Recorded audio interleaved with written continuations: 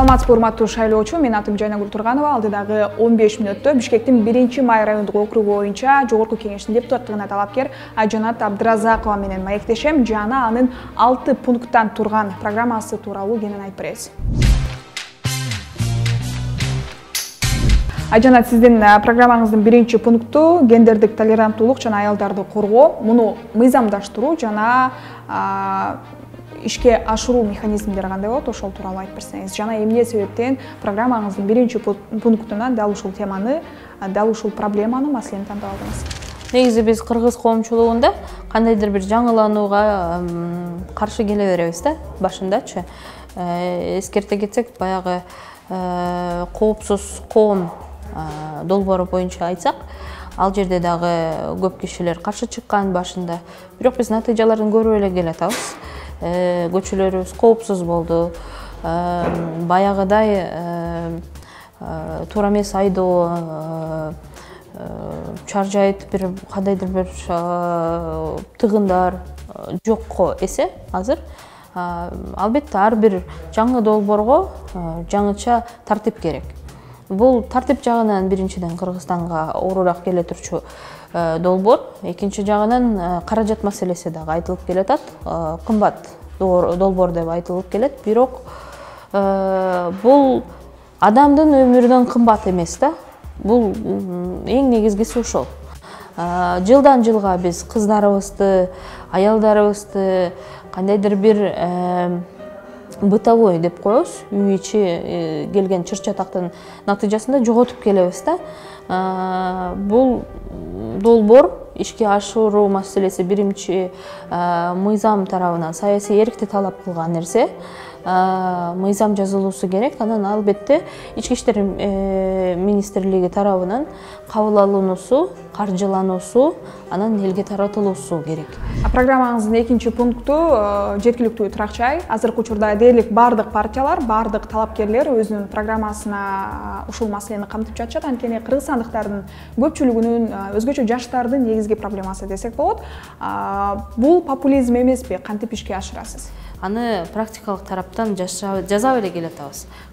Бир нече жылдан бери биздин компания чет өлкөлүк бизнесмендердин колдоосу менен жеткиликтүү турак жайды ишке ашырып эле келатат. Анткени үстүнөн көп акча кошпойбуз. Негизи Кыргызстанда курулуштун баасы окшош эле. Премиум салабызбы, комфорт салабызбы, башкача салабызбы, эконом салсак деле окшош эле. Жердин наркынан, жердин баасы үчүн өзгөрүлөт да.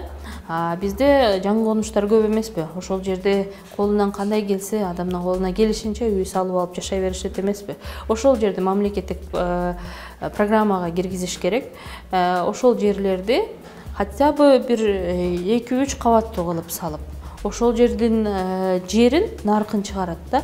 Ошол жердин баасы башкача болот. Элдер дагы мындай цивилизацияга жакын жашашат. Жеткиликтүү турак жайды дагы бир кандай ыкма менен жетсе болот. Ал биз мамлекеттик ипотекалык компания деп атабыз. Ар бир курулуш компанияны налогтун ордуна мамлекеттик ипотекалык компанияга жана президент өзү көрсөткөн мисалда эле 1-2 квартираны, батирди өткөзүп койсо, ипотекалык компания толуктала берет. Кыргызстанда 100дөн ашуун курулуш компания бар экен. Ар биринин колунан бир батир келбейби? Келет да. Ошол налогтун ордуна кылса, кандай жеңилдетилген нерсе болот эле. Анткени налогубуз түшүп эле атат, анын кай жерге кетери биз белгилүү да эми, белгилүү да. Көрүп эле атабыз го. Коррупция жок десек, анда башка маселе эле. Бирок ошол себептерден биз башкаларды коррупциялык тармакта алып коюп, жоюп салалы десек, анда түздөн түз материалдык жардамды көрсөтүшүбүз керек да. Акчаны бирөөнчүн төбөнө бербей. Ошондой мүмкүнчүлүктөр түзүлсө жакшы болмок. Бул азыркы чакырылыштын депутаттары деле, буга чейинки чакырылыштын депутаттары деле айтып келаткан маселе, бирок чечилбей келген маселе.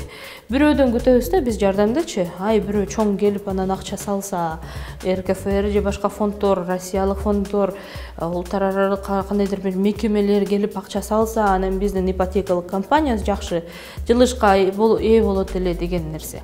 Эч кимге жардам бербейт. Жардамды өзүң жакыныңан исте, анткени ал сенин көйгөйүңдү түшүнөт. Эч ким сенин маселеңди сен өзүң чечкиң келбесе, жардамчы болбойт. Даже нерседе, аяттарда айтылгандай эле да. Сен ниетиң болушу керек, аракетиң болушу керек. Аракетиңе жана ниетиңе жараша берекетиңди дагы берет. Жөн эле отура бербешибиз керек да. Менин оюм ушундай. Программаңыздын кийинки пункту бул билим берүү системасындагы жаңы технологиялар жана усулдар. Азыркы учурда Кыргыз өкмөтү деле, билим берүү министрлиги деле заман талабына ылайык электрондоштууга жаңы механизмдерди иштеп чыгуунун үстүндө иштеп жатышат. Демек, сиз сунуштай турган нерсе бул өзгөчө бир методикалар болсо керек. Билимди ар качан актуалдаштыруу зарыл. Бүгүн актуалдаштырбай калдыңбы, эртең уже кеч каласың, балаңа үйрөтө турчу нерсең жок калат. Мен ошондон корком да. Биз мындай жалпысынан карап келсек эле 100 жыл мурун жайлоодо эле жүрчүбүз туурабы? Кой багып, уй багып ата-энелерибиз. 100 жылдын ичинде канчалык деңгээлге жеттик? Анан мына акыркы жыл ичинде кандай 30 жыл ичинде канча деңгээлге жеттик? Ошол мени ойлондура берет да. 30 жыл ичинде арабыздан мындай жакшы билимден билимий жетишкендиктерге жеткен лауреаттарыбыз болбоптур. Биздин 30 жыл ичинде акылдууларыбыз жок болбойт да туурабы? Жок, бар алар арабызда. Алардын баары чет өлкөдө. Ошолордун талабын талашып, ошолордун экономикасына салымын кошуп кетиптир. Бул деген эмне? Бул менин акылдын чечкан мозгов деп коебуз да. Сыртка чыгып кетишет акылдууларыбыз. Ошондой эле анткени илимий кандайдыр бир жетишкендиктер бизде сатылып алынат. Бул жерде да коррупция болуп кеткен да. Муну кадам-кадам иштетүүгө мүмкүнчүлүк дагы бар. Анткени мен 3 өлкөнүн мисалында окудум. Турция программасы, Россия программасы деп коебуз. АКШда дагы билим алганга мүмкүнчүлүгүм болду. Салыштырууга мүмкүнчүлүгүм бар. Анан салыштырып келип, Кыргызстандын деңгээли өтө төмөн эмес, албетте. Бирок үмүт бар. Дагы өзгөрүүгө, өзгөртүүгө, актуалдаштырууга үмүт бар. Азыркы учурда Кыргызстан энергетикалык кризисти баштан кечирүүдө. Бул кырдаалдан чыгуу үчүн сиз программаңызда эмнелерди сунуштайсыз жана деги эле жашыл экономика деген эмне? Программамда жашыл экономиканын 2 пунктун алып кеттим. Бирөө айыл чарбанын жашыл экономикага убакыттануу тууралуунда жүргүзүлүүсү, экинчиси бул кайталап өндүрүлүүчү электр энергиясы же жалпы эле энергетиканын кайта өнүктүрүү ыкмаларын колдонуу. Бул 2 тараптуу нерсе. Кыргызстанда жылына 200 күндөн ашык күн тийип турат экен. Бул күн энергиясын туура пайдаланууга мүмкүнчүлүк берет. Жөн эле биз көмүр деп, мунай деп жүрө бербейли да. Россия болсок бир жөн. Аларда көмүрү дагы ашып ташып атат, мунай газы дагы бар. Бизде андай мүмкүнчүлүк жок. Бирок күн тийип турат. Эртеден кечке күн тийип турат. Буну колдонуу бул эң жеңил нерсе да, булчу. Андан тышкары бардыгыбыз эле көрүп турабыз. ТЭЦибиздин КБТсин көрүп турабыз. Кышында күн тийбей калат. Бишкекке күндөрүн көрбөй калабыз. Аны дагы өзгөртүүгө убакыт келди. ТЭЦдин эскилиги жетип келди, система өзгөрбөйт. Башка нерсе дагы бир мындай природный газ дейбиз, жаратылыштан алынып келген энергетикалык потенциал бул биздин таштандыларыбыз. Ооба. Биз таштандылардын үйүнүн жанына үй куруп алганбыз. Таштандылардын полигондордун жанына үй куруп алганбыз. Ал туура эмес нерсе. Завод куруу керек. Кайра аны иштетип чыгуу керек. Иштетип чыккандан кийин пайдалануучу биринчиден бул сырье болуп чыгат, экинчиден бул метан газ болот да. Мунун баарысынын ыкмалары дагы бар, проектилери дагы жазылган. Мурда санариптештирүү боюнча өкмөттүн алдында өзүнчө кызмат иш алып барчу. Жакында эле оптимизациядан кийин министрлик статусуна ээ болду, дагы көбүрөөк күчкө ээ болду десек болот. Жана бир нече жыл мурда түндүк системасы иштелип чыккан. Ошонун негизинде мамлекеттик кызматтардын бири менен алакасы жана эл менен иш алып баруу, электрондоштурууга өзгөчө көңүл бурулуп жатат десек болот. Жана сиз дагы муну күчтөндүрүүнү сунуштаптырсыз. Кандай жолдор менен? Кантип? Мисалы АКШда бизнес ачуунун дагы бир эле белгилүү кадамы бар. Андан бияка чыгып же бияка чыгып кетиши мүмкүн эмес. Барып тапшырасың, лицензия 45 күндө берилет же болбосо 60 күндө берилет. Жумуш кыла турчу жумушуңдун оорчулугуна байланыштуу нормалар бар.